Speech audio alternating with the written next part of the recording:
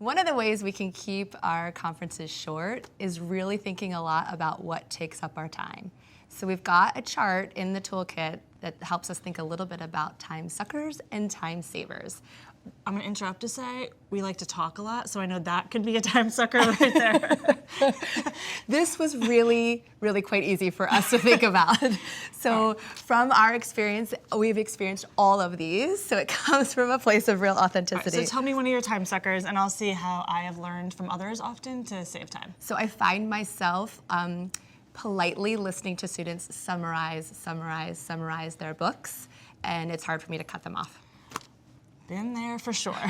So I think one of the things we can do for that is rather than start a conference by asking kids a very typical question like, tell me about your book, which gets them into summary, to shift our questions, right? So going to that section we have in this toolkit around how to start can really help that. But even just starting with something like, tell me what you're thinking about, or if you find kids in summary mode, I often just say, excuse me, I need to interrupt you. I meant to ask you to share your thinking, not about the book, right? So I think that's a huge way to save time. What else? I've also found myself having lots of teaching text. And so I'm thinking a little bit about like, introducing new text to this student, and it takes a lot of time. Yep. So I found we sometimes worry that we have to like pick all these different perfect texts and like introduce the exact one to each student and they might get sick of it.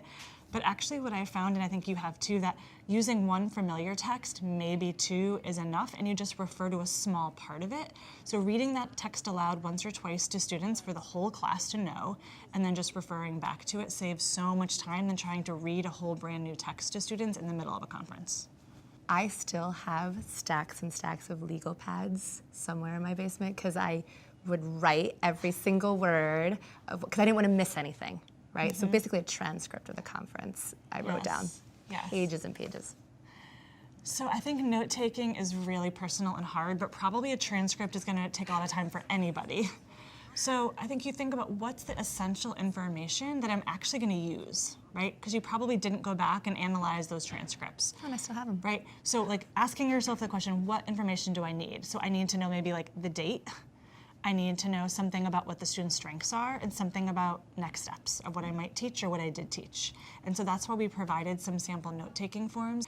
But I think giving ourselves permission to just jot down enough to jog our memories of what's important.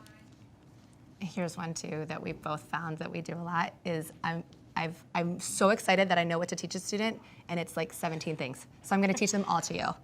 Yes. So this is why we are always writing things down, right? So I think I give myself like a 3-second pause before I decide what to teach. And I try to make it really intentional. So sometimes I write down the 4 or 5 things that are possibilities, and I ask myself the question, like, what's the most important thing to teach today?